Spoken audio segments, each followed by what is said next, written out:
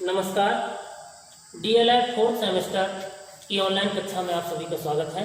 मैं महेंद्रपाल प्रवक्ता, रसायन विज्ञान, जिला शिक्षा एवं प्रशिक्षण संस्थान फरीदपुर बरेली।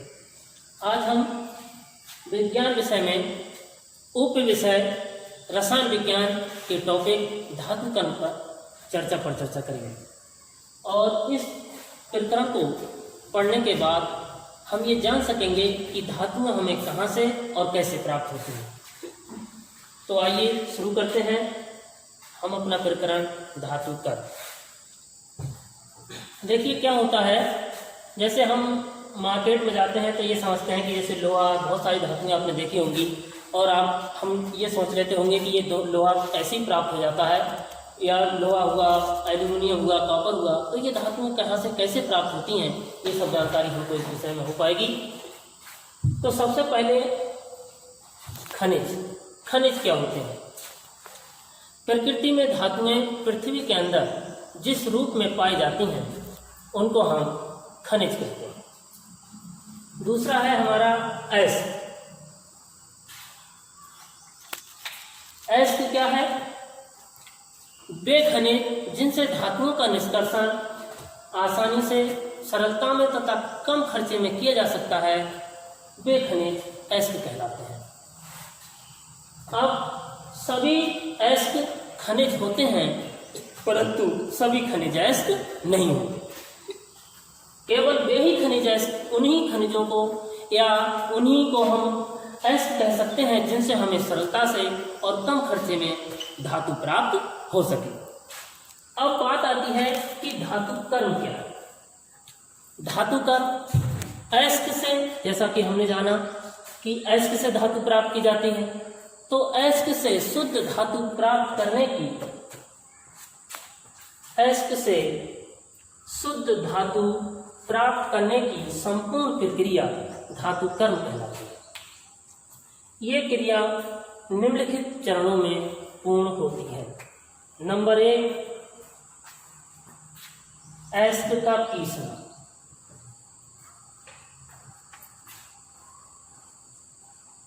नंबर 2, अयस्क का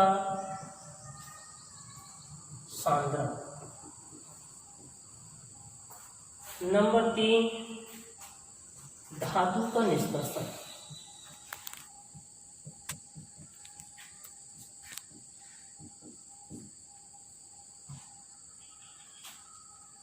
धातु का निष्कर्षण। धातु का निष्कर्षण निम्नलिखित पदों में किया जाता है। नंबर 1,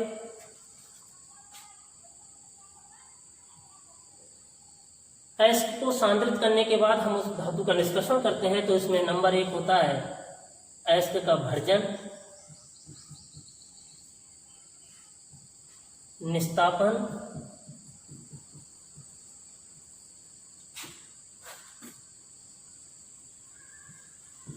विरगलन,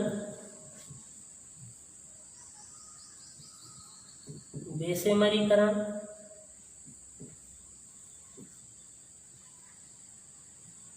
बेसिमरीकरण। और भी कई होते हैं, वो डिपेंड करता है कि हमारा अयस्क किस प्रकृति का है, उसके अकॉर्डिंग इसमें 1-2 चरण और भी हो सकते हैं या 1-2 कम होते हैं। और उसके बाद आता है हमारा चौथा, धातु का शोधन।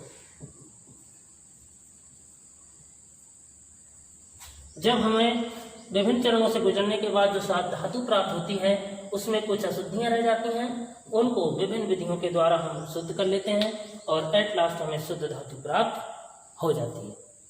तो आइए हम शुरू करते हैं अयस्क का पीसना।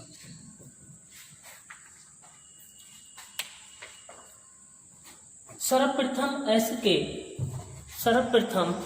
अयस्क के बड़े बड़े टुकड़ों को छोटे छोटे टुकड़ों में तो हथौड़े के द्वारा तोड़ लेते हैं, फिर उन्हें स्टाम्प मिल के द्वारा चूर्ण बना लिया जाता है, अर्थात उसको पीस लिया जाता है। इस प्रकार हमें पिसा हुआ अयस्क प्राप्त हो जाता है। अब पिसे हुए अयस्क प्राप्त होने के बाद हम दूसरे नंबर पर आते हैं, अयस्क का सांद्रण। अयस्क का सांद्रण करने के लिए पहली बात तो अयस्क का सांद्रण क्या होता है? सांद्रित अयस्क वह होता है जिसमें धातु की या फिर हम कह सकते हैं एस्क की प्रतिशत मात्रा अधिक होती है। जब उसमें से अशुद्धियाँ कम हो जाती हैं तब वो हमारा सांद्रता एस्क कहलाता है। तो एस्क का सांद्रण, एस्क से गैंग, इस मेटलर्जी की टॉपिक में जो हमारा अशुद्धि है उसको गैंग कहते हैं। तो एस्क से अशुद्धि को दूर करके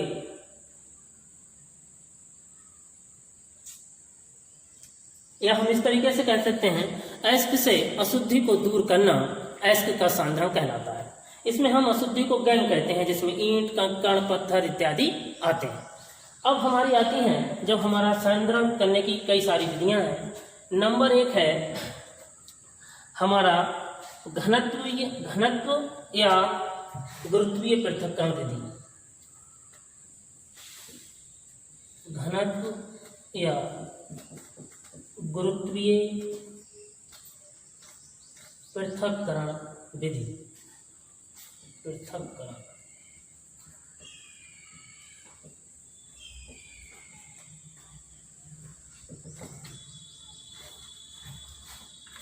इस विधि का प्रयोग उस समय किया जाता है जब एस्क और गैंग दोनों के भारों में काफी अंतर होता है। मतलब जब एस्क और उसमें उपस्थित अशुद्धियां के भारों में ज्यादा अंतर होता है तब इस विधि का हम प्रयोग करते हैं।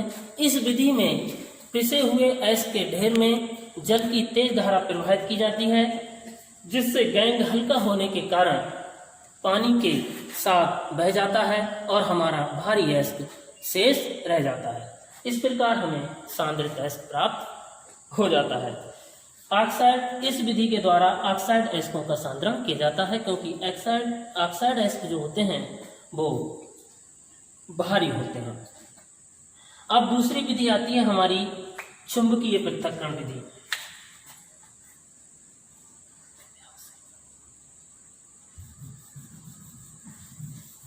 दूसरा हमारी जो सांद्रण की विधि है,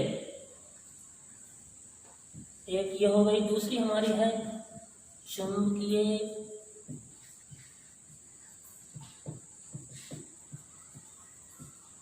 पृथक्करण विधि। जैसे इसमें नाम से ही लग रहा है चुंबकीय, अर्थात इस विधि का प्रयोग उस समय किया जाता है जब एस्क तथा अशुद्धि में से किसी एक में चुंबकीय गुण पाया जाता है। इस विधि में हम एक यंत्र यूज करते हैं जिसमें 2 रोलर होते हैं। एक रोलर चुंबकीय होता है और एक साधारण होता है। इसमें क्या होता है, 2 रोलर होते हैं, एक साधारण। थोड़ा सा चित्र बना देते हैं जिससे हमारा थोड़ा सा और क्लियर हो जाएगा। इस विधि में 2 रोलर होते हैं। एक रोलर जो है चुंबकीय होता है। इन दोनों एक सिस्टम पर ये सेट होते हैं। दोनों रोलर पर एक बेल्ट चढ़ी होती है।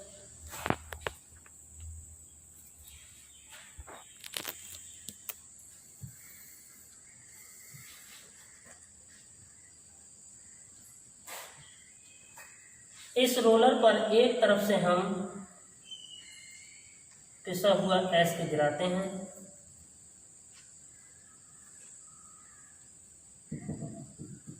ये हमारा पिसा हुआ एस्क है, और जब इसको हम इस पर पिसे हुए एस्क को गिराते हैं और ये पिसा हुआ एस्क क्या होता है, जब इस पर गिराते हैं तो एस्क में चुंबकीय गुण होने के कारण, ये देखिए हमारा पहली बात तो ये चुंबकीय रोलर है,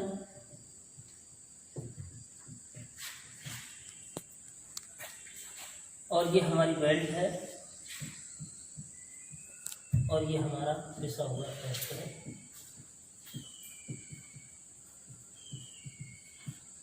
क्या होता है, जब हम पिसा हुआ एस्क इस बेल्ट पर गिराते हैं तो जैसे जैसे ये इधर आता है तो एस्क में चुंबकीय गुण होने के कारण ये रोलर के बिल्कुल समीप गिरता है, और अशुद्धियां अनचुंबकीय होने के कारण एस्क से दूर गिर जाती हैं, और इस प्रकार हमें जो है सांद्रित एस्क प्राप्त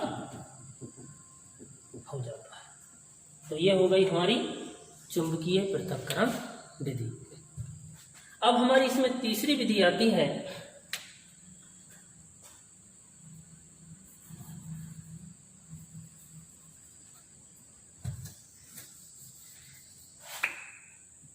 तीसरी विधि है हमारी फेन या झाग पिलवन विधि।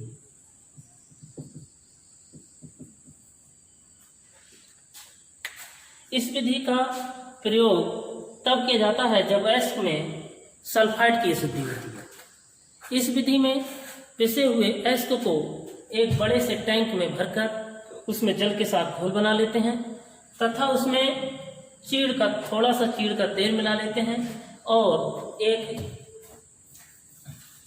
सिस्टम में उसमें वायु की तेज धारा प्रवाहित की जाती है, जिससे क्या होता है, सांद्रित एसिड झागों के रूप में ऊपर आ जाता है तथा अशुद्धियां नीचे बैठ जाती हैं। देखिए क्या होता है, एक बड़ा सा हमने टैंक ले लिया और इसमें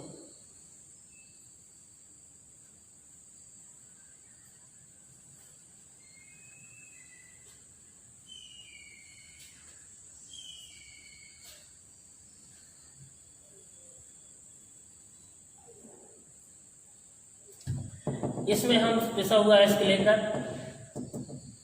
उसमें पानी में घोल मिलाकर और थोड़ा सा चीड़ का तेल तथा पोटेशियम और थोड़ा सा पोटेशियम मेथाइल जैनथेट मिलाकर इसमें घोल बना लेते हैं तथा इसमें एक तरफ से हम वायु की तेज धारा प्रवाहित करते हैं, जिससे क्या होता है, जो सल्फाइड एसिड होता है वो झागों के रूप में ऊपर आ जाता है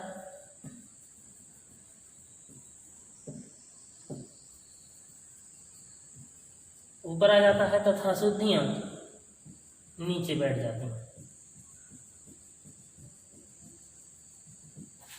इन झागों को इन्हें हम फेन या झाग कहते हैं, जो कि हमारे सांद्रित एसिड के होते हैं।